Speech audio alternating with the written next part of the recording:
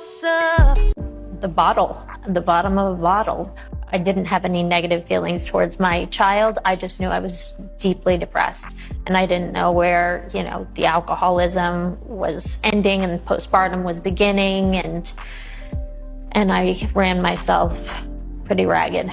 As Hollywood is beginning to age out, with the then IT stars beginning to reveal the things they had to endure while being a solidified A-list, we are beginning to see how the people around them, the people meant to protect these kids, instead introduce them to substances to keep them in line. In the mid-2000s, Hayden Panettiere was the ultimate it girl in Hollywood, with countless breakthrough roles in Ice Princess and Remember the Titans. From her breakout role as Claire Bennett in Heroes, where she immortalized the line, "Save the cheerleaders, save the world," Hayden became a pop culture phenomenon. Her all-American appeal mixed with the girl next door relatability made her a staple on the red carpet and magazine covers. To us, the viewers, we grew up watching her and she seemed like she had everything under control, but as we continued to unpack Hollywood, not everything was what it seemed. When Hayden used to walk the red carpet, her bubbly personality used to shine. She was talkative and appeared joyful with her life, but according to her, this wasn't all her. Apparently, before she used to walk the red carpet, her team used to give her happy pills. This pill allowed her to be more open and attentive on the red carpet. She didn't know what it was as a kid, but she didn't think anything harmful. She just knew that it did in fact make her happy. The happy pill. And I had absolutely no idea at that time what, really drugs were or addiction was, and she would give me this happy pill before I walked down the red carpet so that I would be peppy and into the interviews, and I had no idea what door that would open for me, when it came to addiction. One of the most interesting phenomenon about Hollywood is how fast children grow up. There are stages in your adolescent years that you go through where you still maintain your innocence, and by innocence, I mean not feeling like you've already done everything. The people around Hayden used to take her to Hollywood parties, and her being so young in her beginning stages of her teenage years, at around 12 to 13, she was already partying around grown-ups. In these spaces, nobody looked at Hayden as a kid. They looked at her as another starlet and treated her as such. Her team didn't take her age into consideration because they themselves were living their lives. They were drunk and they got high, and little Hayden watched this happen. But even as a young age, she had enough discernment to understand that she didn't necessarily belong there. Luckily, she didn't solely spend her time around adults, so she compared herself to her other friends and understood that what she was doing at these parties were beyond her years. Probably when I was 13. I think there were several parties that I went to that I was served alcohol, no problem. I didn't even ask for it. It was just, offered. And the people that I was with, who were again supposed to be protecting me, were hammered and drunk, and it was 2 o'clock in the morning, and I was in a club, and I was going, I'm not supposed to be here, this is not a place for me. But at that age, I also felt like I was so much older, I didn't get a chance to be a kid. But I did have a life outside of that, and they weren't doing that. My friends weren't doing that, and I was trying to fit into that world, and it was so different. And I knew probably about 12, 13 years old that I was just, this was too much for any. This door that her team opened with the happy pill would be a door that led her down a long path with addiction as Hayden continued to grow up. She actually slowly started developing an addiction to opioids and alcohol. It became a routine for her that she felt like she couldn't live without, admitting that her saving grace was that she couldn't be messy while working on set. But eventually, with all addicts, you begin to lose control, and Hayden could feel herself slipping as her day-to-day consisted of feeding her urges. Heroes had a great cultural impact. It was one of the most memorable shows to come out of the 2010s, with a lot of nostalgia attached to it as it captured the early fascination with superpowers. Hayden's character became an immediate fan favorite and also becoming a height in Hayden's career. It wasn't until later that she felt the show was going to be a peak where she felt like she had control over her life. She genuinely felt like the show was a godsend for her. It kept her busy, it kept her out of trouble, it was steady, and it was a great place for her to be at that point in her life. All because it maintained a routine where she didn't always have to think about alcohol. But once Heroes ended, her addiction was once again creeping back into her life full force. Hayden and her ex-fiancé, Vladimir Klitschko, a former professional boxer, were together for years, and in 2014 welcomed their daughter, Kaya. What was supposed to be a happy moment turned into one of the most darkest periods of her life. Throughout the years, Hayden continued to have issues with alcoholism, which was more controlled. It wasn't until she landed the role on the hit series Nashville in 2012 that things started to take a turn. She played the country pop singer Juliet Barnes, who was a teenage country star looking to make more mature music, as she was set to take the throne of the Queen of Country Music, who became her rival in the series. As the show continued, it became a success, but also was very triggering for Hayden on set. As her life began to take an emotional spin, she felt like the show writers were taking storylines from her life to use in the show. When Hayden and her ex-fiancé were on and off, she briefly dated NFL player Scotty McKnight. Then the writers made her character date a football player in the show, which seemed like a small coincidence until Hayden was having more personal issues in her life. When Hayden became pregnant with her daughter, she of course stopped drinking. But once she gave birth, she started dealing with serious postpartum depression and turned to alcohol to cope with her intense emotions. The writers saw this and used it as a storyline and incorporated alcoholism into her character. This was a serious personal struggle that Hayden had to relive, but it wasn't until they wrote in a storyline about her daughter that she felt like she was being disrespected. Due to the postpartum, she began heavily using substances, so depressed that she became disconnected to her daughter.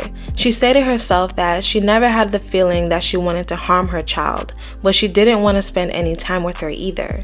During this rough moment, her partner being a Ukrainian boxer, he is more diligent and focused because he trains a lot and holds himself to a standard, both mentally and physically. He didn't understand postpartum, he didn't understand what Hayden was going through and how giving birth to her daughter was affecting her mentally. Studies have shown that it takes 2 years for a woman's brain to go back to normal after giving birth, showing that giving birth completely rewires a woman's brain. Hence the mental stress she was going through with her daughter, loving her but also feeling really disconnected from her. I remember being on the floor in a puddle, curled up just sobbing and just knowing that I didn't feel good about my body either, and I had to go back to work 3 months after my daughter was born. And you know, it's one thing to gain that weight and be pregnant, and that didn't bother me at all. But then when the baby's out and it's gone and it's just leaving you with a body that's not familiar to you, and shoving yourself in Spanx during the fittings and being told to lift your chin because of the double chin. It just took my confidence, especially because I'm so short, you know. I felt really, really insecure, didn't want to be working and looking like that. Did your partner recognize that you were struggling? I respect him for being such a driven human being, and he's very positive. Athletes, just they're very diligent. Yeah, that's that. That mentality is just pretty incredible, but he's also a man, doesn't have any sisters, so he really thought that I was doing it to myself, I think, and just that I could choose to It's a matter of willpower. It was a matter of, and like when he signs his emails, it says, if you control your mind, you can control everything. And I'm like, I look at it all the time and I'm like, that's I've had to learn that alpha male spirit, they don't pay attention to feelings. No. Especially someone from where he's from. Yes. You know, he grew up in the Soviet Union, and it was just... That's his survival. It's like, don't think about how you feel, just do it, you know? Which works for him. He's been hugely successful, and I always look at him in awe at the things that he's achieved.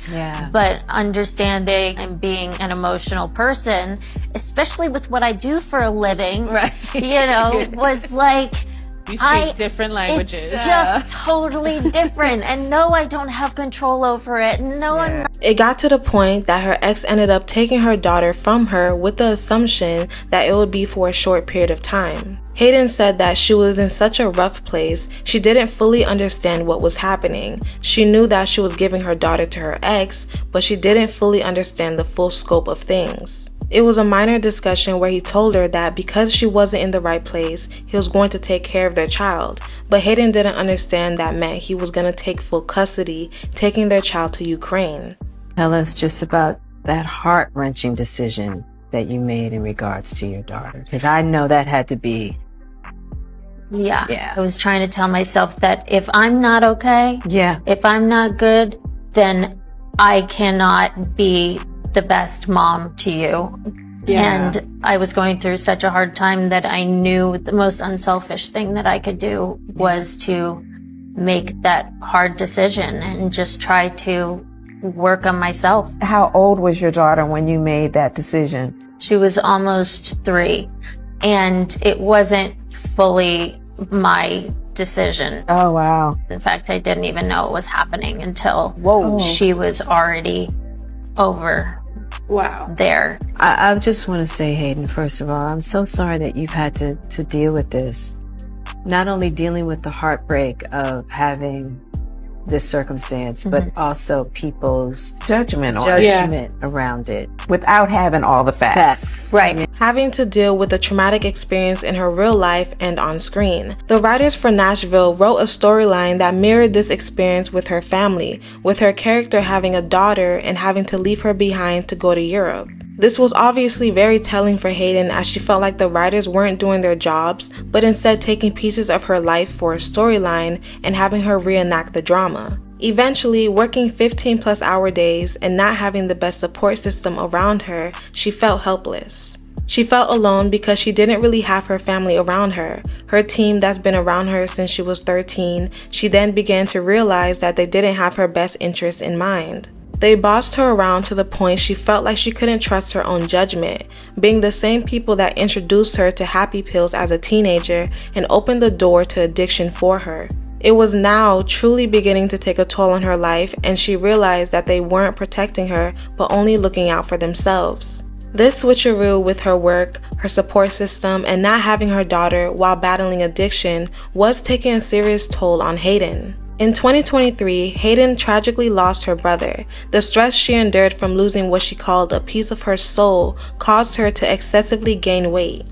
Losing my little brother, there's nothing like, I mean, he was my only sibling and he was my younger sibling, and it was my job to protect him. And when I lost him, I felt like I lost half of my soul. I remember just saying to somebody, and it hadn't even been a year, and I was like, don't ever expect me to get over the loss of him, because no matter how many years go by, he will always be beside me, and it will always be, I will always be heartbroken about it. I will never be able to get over it.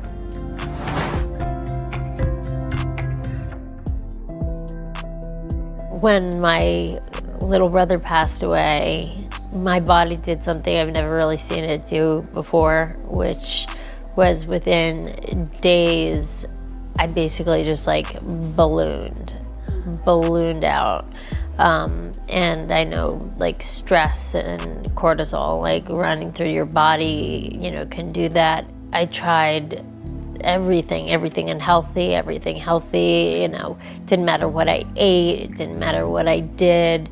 My body just was like, it was like protecting itself, like shielding itself from the world. This interview where she opened up about her loss and her daughter did draw concern, because a lot of people felt like she appeared very slow in her speech and tired. Many were concerned that something was really wrong with her, or she was on the substance during the interview.